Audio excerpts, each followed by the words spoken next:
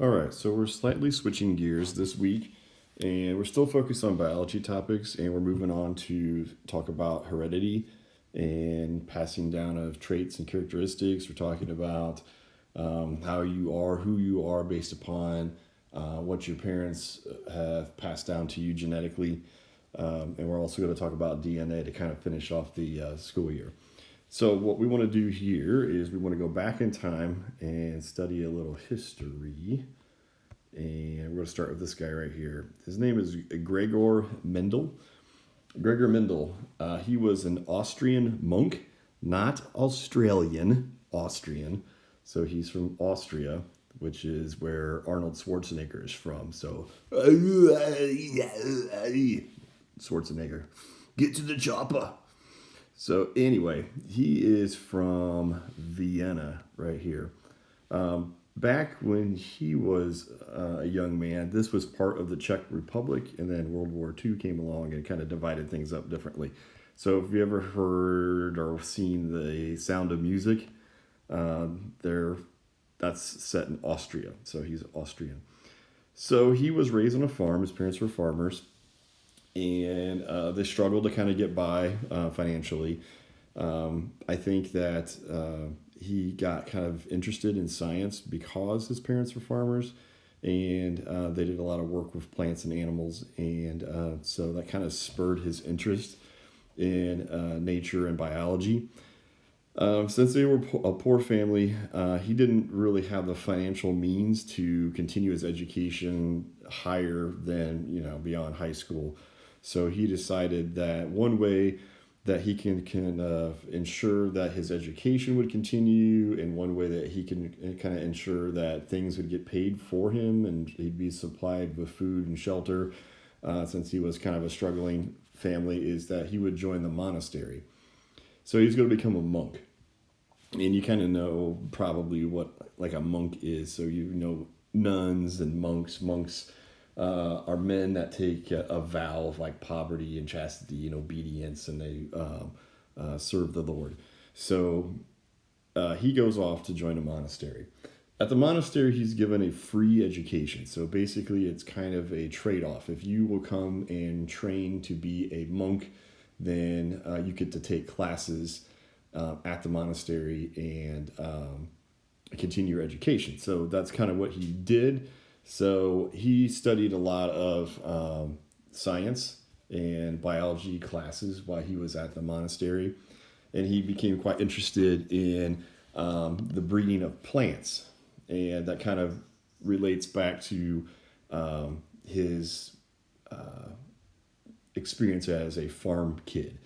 By the way, this is back in the early 1800s. So he was born in 1822. He died in 1884. So he lived 62 years. And he did his work in a monastery back in the 1850s. So he decides that one of the topics that he's going to study in the monastery is the crossbreeding of plants. And in particular, the plant that he's interested in is this guy right here. This is the pea plant. And I don't know if you've ever had a backyard garden. A lot of people do, but peas doesn't seem like something that a lot of people grow.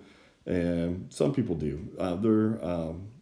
They're easy to grow. They grow quickly. That's one reason why Mendel picked them, is they can grow quickly and he can get results from them pretty fast. And they have lots of different qualities about them. And what he did is the monastery had a large garden where they grew all their vegetables and fruits that fed all the monks that lived there. So he decided to perform experiments in this large garden, and the pea plant was his particular kind of what he's known for and what he's used. So the reason why he uses a pea plant. So let's go down here and let's talk about the difference between characteristics and traits. Peas had a lot of different characteristics and a lot of different traits. That's why he chose them, because they had a lot of variety. All right, let's define the difference between the two, because this gets confusing. So a characteristic here, if I can find what I'm looking for. So a characteristic would be, it's a feature that has different forms in a population. Okay, so if you're thinking about humans, A characteristic would be a broad category. Like you could say hair color is a characteristic because there's lots of examples of that. For example, you could have blonde hair and red hair and black hair and brown hair and gray hair, or in my case, no hair. So you've got all these characteristics, a broad category that has many different examples of it. I put down other ones here like eye color could be a broad characteristic. Like you could have brown eyes, blue eyes, green eyes, hazel eyes, hair color, blood type. You could have A positive, A negative, AB, O. I don't even know if you know what your blood type is, but if you donate blood, then they determine what blood type you have, and that's how you can donate to only certain people, because you can't put the wrong blood in somebody, because that would be really bad. All right, then move down to traits. So if we know a characteristic is a really broad category, what's a trait? Trait is more narrowed down, and you can kind of see here, doggone it, get my marker to work. You can kind of see here with the pea plant. Pea plants, characteristic-wise, they varied in height. So height is a characteristic. It's a really broad category. So what are some traits of that? Traits are like the more narrowed down specific examples of the certain characteristic you're talking about. So if the characteristic is plant height, traits would be like tall, short, medium. Those are like the specific examples of the characteristic. Then we had pea color. I know that you're used to eating just green peas, but they also have yellow ones. So the color of the pea is a trait because that's very specific, and the characteristic was color. Flower color, they can have purple or white flowers. So broad category, characteristic, more narrowed down, trait.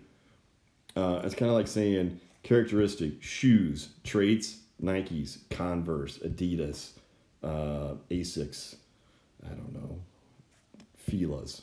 Do you even sell those? I don't even remember. But anyway, so you've got different characteristics or different traits for a characteristic. Yeah, pea shape, flower position. You got a bunch. So you'll know Mendel he's the pea plant guy. He's the pea plant dude.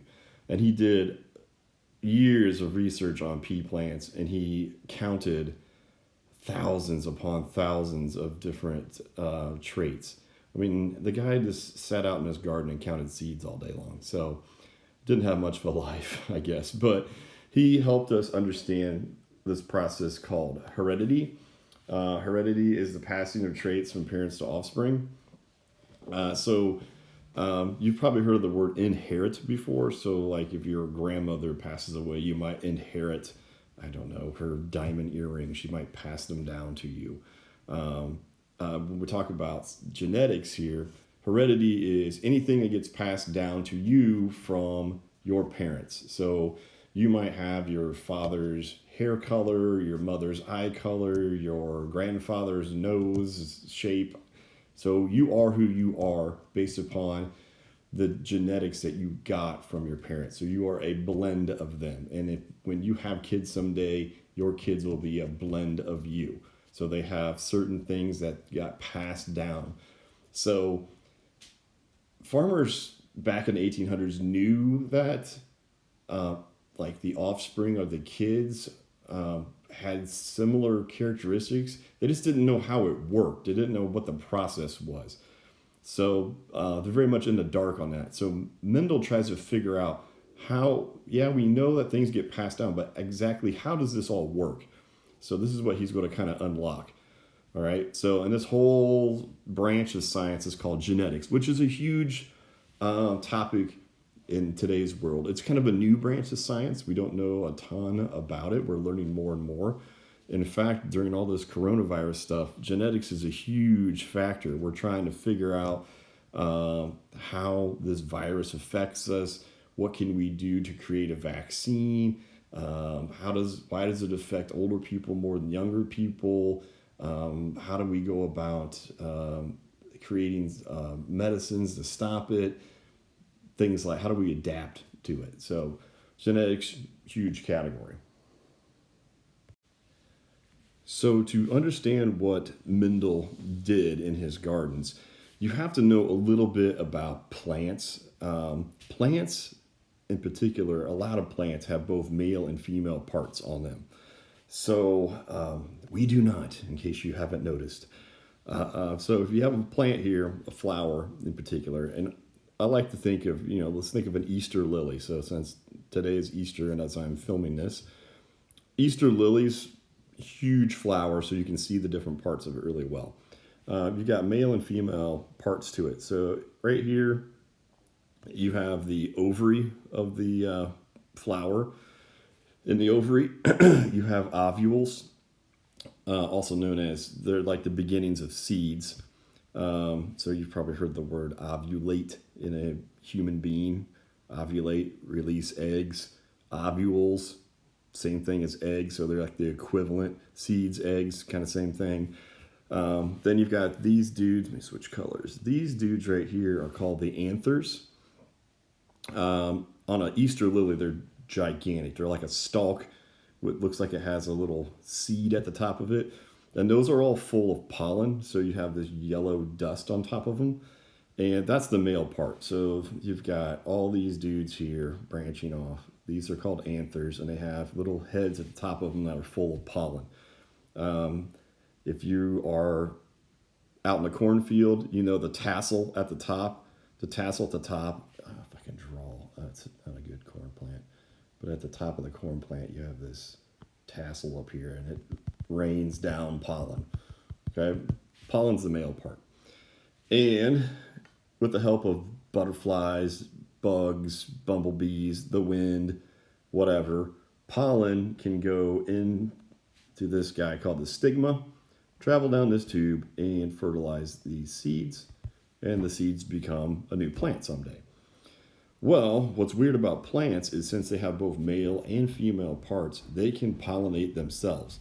So pollen from this guy can go up here through the stigma down, pollinate these seeds, and if it pollinates itself, it's going to make clones of itself. It's going to look exactly like the parent plant because there was no cross-contamination with anybody else. So they make clones. So that's called self-pollination. We cannot do that, all right? So if you have a field of corn, it'll pollinate itself. It doesn't have to have another field nearby to cross-pollinate. It'll pollinate on its own. Now, you can force it to cross-pollinate. We'll talk about that here in a second. All right, next. So Mendel said, if a plant pollinates itself, instead of calling it clones, he called it something called true breeding. He said plants that were created by self-pollination are true breeding plants. They look pure for their traits, and they will always produce offspring that will look exactly like the parent. What that means is like true breeding, another term for that today, you might use like pure blooded or pure bred. So if you have a purebred Labrador, it is all Labrador. It doesn't have anything else mixed with it. So a purebred German Shepherd is all German Shepherd. It's not mixed with anything else. Like a mutt is mixed with all different kinds of dog breeds. So true breeding is pure. So he thought plants that pollinated themselves created these things called true breeding, and that all the kids will be exactly like the parent plant. Now, what we can do, though, is we can do this. We can cross-pollinate. So cross-pollinate would be like, oh boy, bad drawing skills here. Let's see if I can recreate this plant here. So here we go. Here's my little anthers. Oh boy, that's bad. Okay, here's my seeds down here. Here's my stalk. Oh God. There's a leaf. Oh boy, there's another flower petal. Yeah, anyway.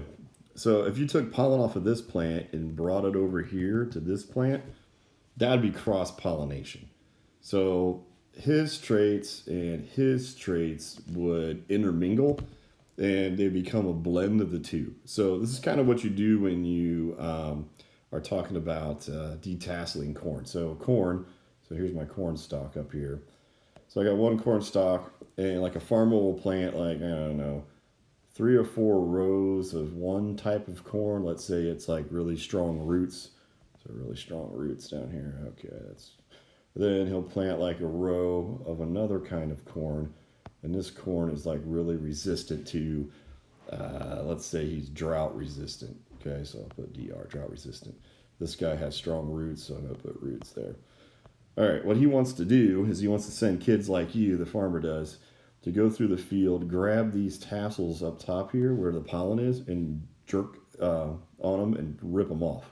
So he's going to rip these tassels off. So they cannot pollinate themselves anymore. The pollen has to fall down to these little hairs that come out of the ear called silks, and each silk leads to a kernel. So every little silk has to get a speck of pollen on it, or it doesn't make a new plant. So this guy here, they leave the tassel on. He tells the kids, don't pull the tassel off that one. I want him to come over here and cross with these guys and cross pollinate so I can make a blend of the two. So we force things to cross pollinate a lot as human beings. I mean, just think in the dog world. We've got all different kinds of dogs that we have forced to cross with each other. They're not pollinating, they're not plants, but it's the same concept. You're crisscrossing a pug with a beagle, and you're getting a puggle. You're crossing a Labrador with a poodle, and you're getting a Labradoodle.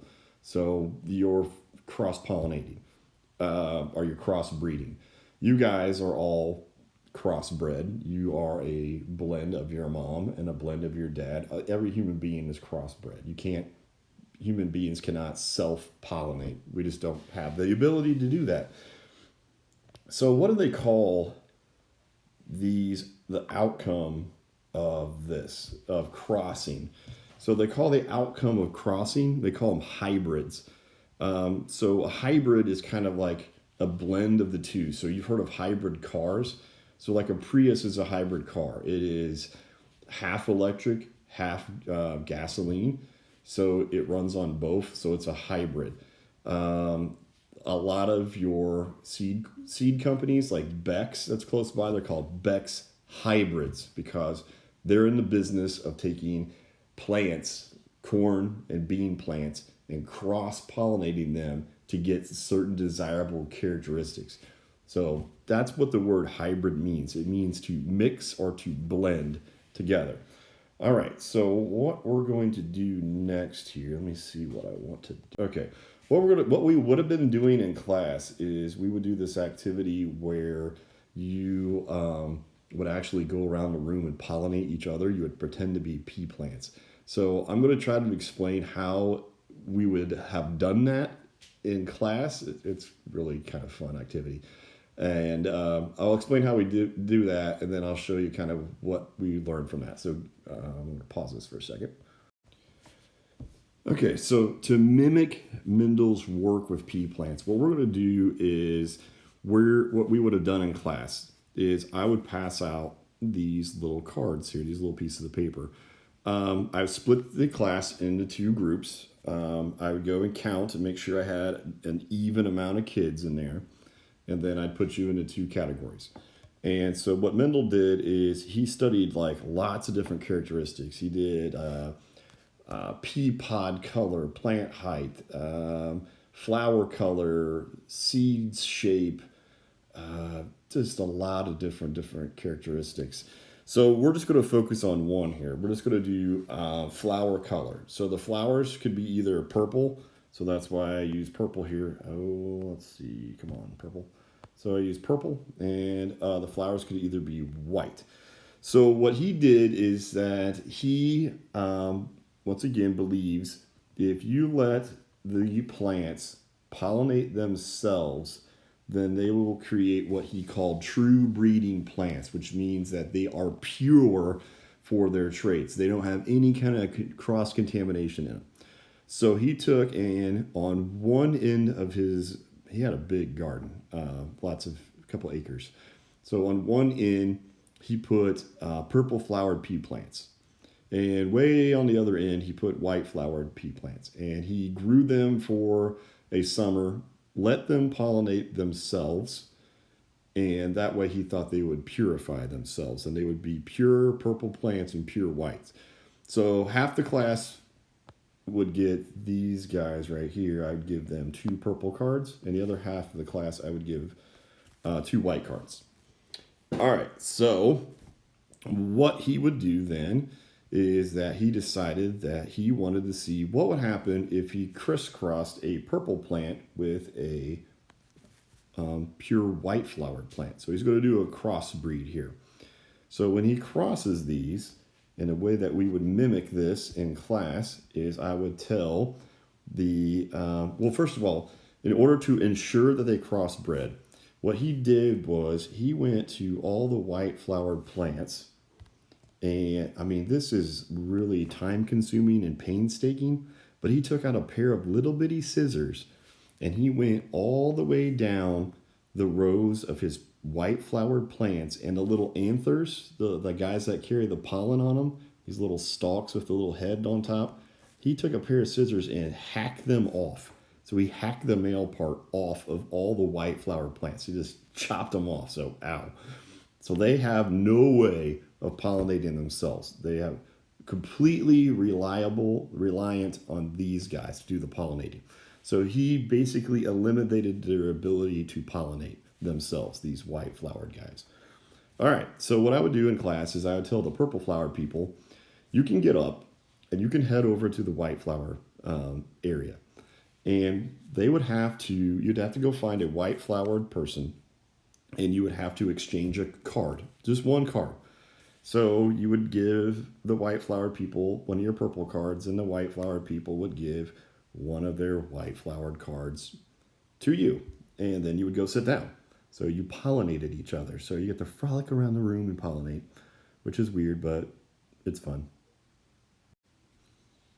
So after I let the purple flowered people come over here and exchange one card with the white flowered people, when we got back to our desk, every single solitary one of you would have a purple card and a white card. Okay, so what he decided to do is after he crossbred these plants, he was going to take these guys that were pollinated by those guys, take their seeds and collect them and keep them and wait until the next summer came around. So he'd wait for the next summer and then he wanted to plant the seeds that were created from this cross pollination. So he did. And they all came out like, if I can figure this out, I don't have purple as a choice, but they all came out to be purple flowered plants. Every single one of them that he planted from this cross, the children were all purple flowered plants. And this is the card combination that you'd have. You'd have one purple card and one white card. So what he decided is that he decided that this factor, he didn't call them genes yet because he didn't know what genes were, but this factor overpowers that factor. It blocks it or it hides it. And so he was curious about what would happen next if I let this experiment go on. So this purple factor blocked that white factor and made all the flowers of the cross purple. All right, so let's keep on trucking here and see what happens next. All right, so at this point, everyone in the classroom would have one purple card and one white card, and they would have purple flowers. 100% of all the kids had purple flowers, and he was confused by this. He's like, how come when I cross purple flowered pea plants with white flowered pea plants, I don't get any white flowered plants at all in the children from that? So if I collect the seeds, I plant them next summer, I got no white flowers at all. They all just vanished. So he just learned that this factor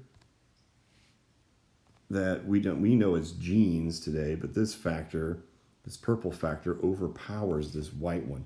This is where we get the word dominance from. So dominance, dominate, which means like overpower. So if somebody is bigger, stronger than you, they might dominate and I don't know, if Mason Morgan and I played a 3-point contest, he would dominate me because he's a pretty good shooter and I'm not. So, but if we played one-on-one and I was in shape and I wouldn't have a heart attack, I would dominate him. So dominate, overpower. The other trait, this dude here that got dominated, it's called a recessive trait. Recessive, you might know the word recede. Recede means to shrink or go away. Like after a flood, the waters will recede. They'll go back to where they were. Or my hairline over time receded. It shrunk and it went away. So the trait that gets dominated is called a recessive trait. This is how we figured dominance and recessive out. All right, so he's going to keep this. He's going to keep this thing going here. So everybody in the classroom right now has this card combination right here. All right, now what I would do the second time around is I would say, okay, I want you to stand up and I want you to put these cards in your hand. So I want you to put the purple card in one hand and I want you to put the white card in the other hand and close your fist around them. And it doesn't matter which card is in which fist. You can have the purple in the right hand or the left hand, doesn't matter. Then you got to go up to anybody in the room. So he's not going to tamper with this. Before he ripped the anthers off the white flower plants, so he's going to force them to have to be cross-pollinated. This time he's not going to meddle in it. He's going to let nature take its course. Birds, bugs, wind, whatever is going to do the cross-pollinating. By the way, on the previous experiment, not only did he cut the anthers off the white flowered plants, but he took a paintbrush and scraped pollen off the purple guys and sprinkled them onto the white flowered plants. Needless to say, the guy didn't have much of a life. So they're like, hey, Mendel, you want to go to the movies? No, I'm gonna pollinate flowers. So, yeah, but we learned a lot from this guy. So, anywho, now I'm going to let you go anywhere you want to go in the room. And you're going to go up to somebody and you're going to hold your fist out without cheating and telling them what's fist. They choose a fist on you, you choose a fist on them, and you exchange whatever card is in your fist. And these are the results of that. So after you cross, and I let you walk around the room and you exchange cards with each other. So after you do this cross, some of you in the room will have this combination. We'll have this combination right here. Some of you will have two purple cards. Some of you will have one purple and one white card. And some will have two white cards. All right, so what we learned about dominant and recessive. This would produce a purple flower plant, this combo right here. The second combo, remember the purple card overpowers the white card. So the purple factor, which that's what he called them factors, we call them genes now. Purple gene dominates the white gene. So this would also produce the purple colored plant, flower. And this one doesn't have any dominant genes in it. It has two recessive genes. So this would produce the white flower. So he was kind of surprised when he found that in round one, you guys, half of you were pure purple, half of you were pure white. I made these guys unable to pollinate themselves. He did by ripping off their pollen centers or their anthers. And he forced them to cross-pollinate. When you guys exchange cards after round one, you all look like this. You had one purple card and one white card. The purple card, purple gene, dominated the white gene. And you got all purple flowers. And the white flower disappeared. This is how he discovered dominance in recessive. So the white color is recessive. It went away. It vanished. And then he said, let's take the kids here. All of you were this combination after the first switch. Everybody in the room was one purple card and one white card. And he said, well, let's just let them do whatever they want. I'm not going to interfere. I'm going to let the wind take the pollen, bugs, birds, bees, butterflies, whatever, and see what happens. And then these are kind of like the grandkids down here from the first cross. And the white color pops back up again. And we learn that the white color will only show up if there are no dominant genes around. So he did this and he counted how many purple plants there were and how many white plants there were. And what we found is the purple, if you have at least one purple card, at least one, you're going to have a purple flowered plant. So he found this happens almost about 75% of the time he gets a purple flowered plant. And 25% of the time he gets a white flowered plant.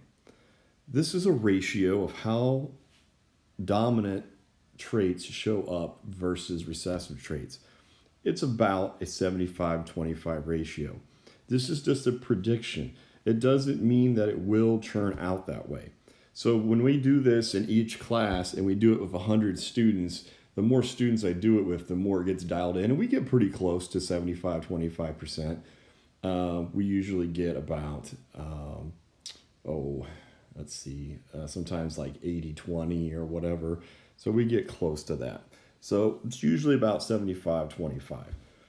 Now, move on here. Yes. So you can see these are his actual results from back in the 1800s. So when he did purple to white flowered plants, these are the amount of plants that he counted. So he counted over 900 flowers. The guy didn't have much of a life here. All right, so of the 900 flowers that he calculated, or he counted, 705 of the plants were purple versus 224 had white flowers. If you do the math on that, the ratio is a little bit more than 3-1. 3-1 to be 75% to 25%. So it's a little bit more than that, but pretty close to 75-25. All right, next, flower position. Look how many he counted there. Once again, almost 3-1, 75-25. Seed color. I mean, look at that. I mean, counted 8,000 seeds. Boy, that's exciting. So that one he did basically get 75-25. Seed shape, round versus wrinkled. Just a little bit below 75%, so almost 3-1. And you could just kind of see all the way down, 3-1, 3-1, 3-1, roughly. All right. Now, you could figure out which one's dominant. The one that shows up more often is the dominant trait. So you, once again, characteristic, broad category here. Trait specific examples of that category, white and pink, or purple, excuse me, and white. Purple dominates. Characteristic flower color, which ones dominate? Axial, which means on halfway up the stem. Terminal means at the very end of the stem. Seed color is the characteristic. Traits, yellow and green. What's the dominant one? Looks like yellow, which is surprising because I've never eaten a yellow pea before. Round and wrinkled. Round is dominant, although there seems like there's a lot of wrinkled peas when you eat them. Some people eat the whole pod. Yuck, I do not do that. If I eat peas, I like to mix them with my mashed potatoes. I take them and dump them on the mashed potatoes, stir them all up. Very good. So you can kind of see which one dominates the other. All right, so we have dominant traits, genetic factors that block another factor. We have recessive traits. These are the ones that get blocked away. How does this work in human beings? Well, in human beings, you have these little bundles of genetic information called chromosomes. You have 23 pairs of them.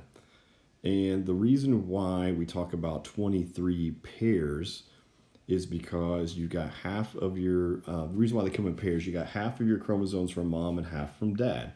So that makes sense that they come in pairs. So they don't come nice and neat like this. What they do is when your cells are dividing, the chromosomes are more visible, and they're all jumbled up.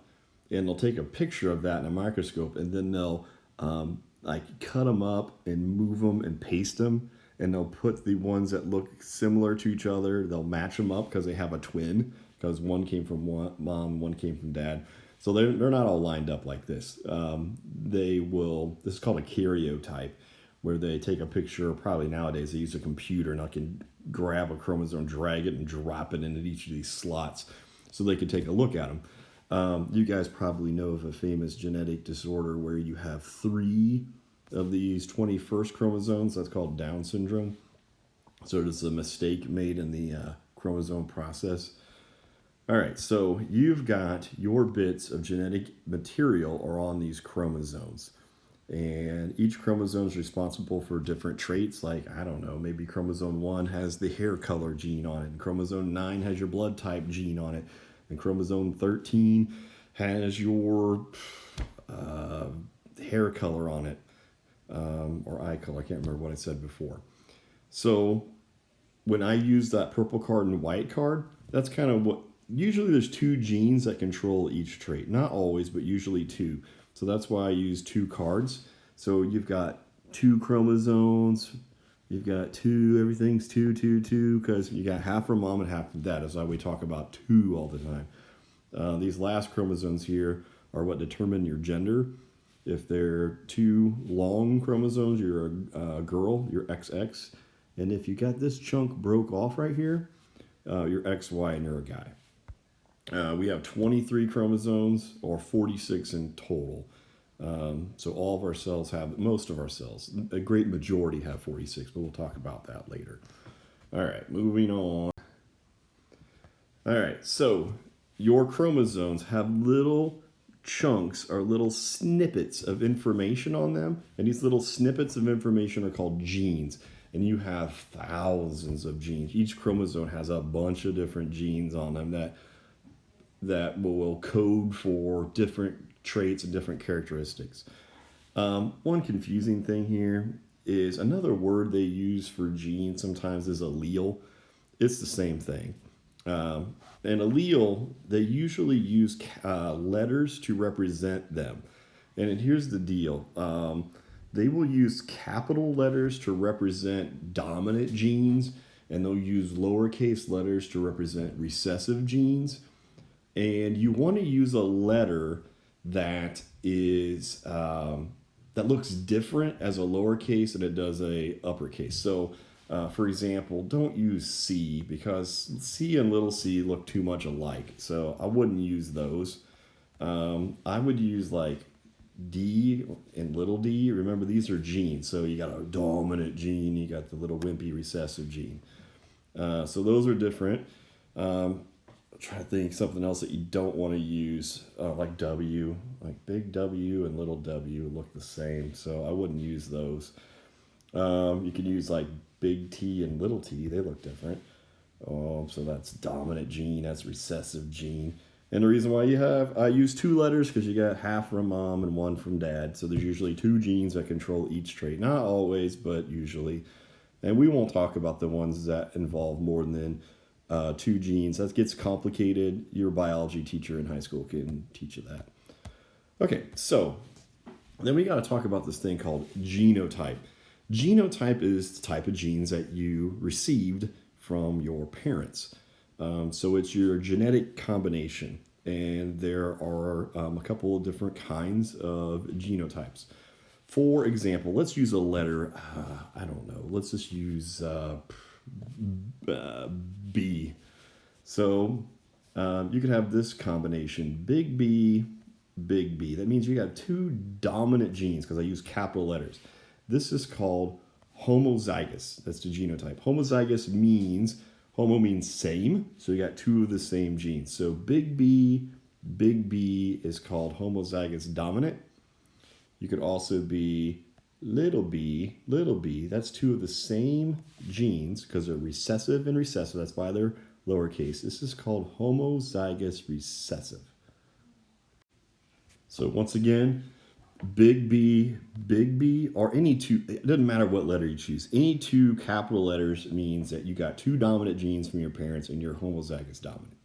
If you got a little b, you're homozygous recessive, and you would have the recessive characteristic. So you'd have, like in that plant, you'd have white flowers. Okay, then hetero means different. So you would be like capital B, lowercase b. That means you have one gene that's dominant, one gene that's recessive. But remember, the dominant gene overpowers the recessive gene, and you would have the dominant look to you. So you'd still have the dominant trait. So there's two ways of having the dominant trait. You could be big or big little. Either way gets you the same physical look. And that's where the word phenotype comes in. Phenotype is like, how do you physically look? So, for example, if I'm big B, I would have, I don't know, let's say we're doing, I don't know, let's just keep with the flower color. So big B, be purple. All right, that's the dominant flower color. And if you are big B, little b, you would also still be purple.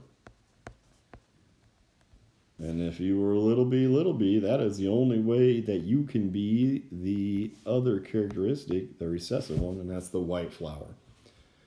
Okay, let's see what else I want to do. I'm going to go back. I'm going to do one more thing. I'll call it good for today. All right, one thing that I forgot here. This is something I use as a demonstration in class when we talk about that 75 to 25% ratio that Mendel found in a lot of his experiments. So, for example, this is Indian corn. And Indian corn, it's hard to tell in this picture, but those dark kernels are actually deep purple. They look black in your picture. And then you've got the white ones that are like, they're mostly white. They're like a slight yellow color. So if you look at that, you think, well, what is the dominant color here? And it looks like the dark purple color definitely outnumbers the white color. So if you really wanted to know, does it match the 75-25% ratio, you could count all the kernels. And being the big nerd that I am, I counted all the kernels.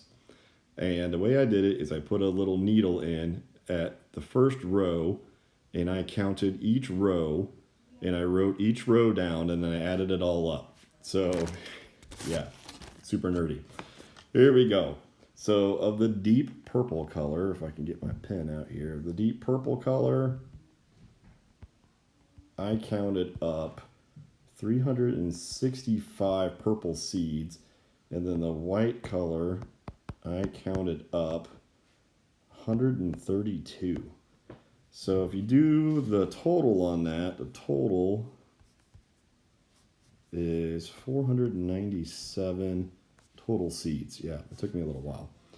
All right, so now you got to do a ratio here. So if you take 365 divided by 497 times 100, you get a percentage here.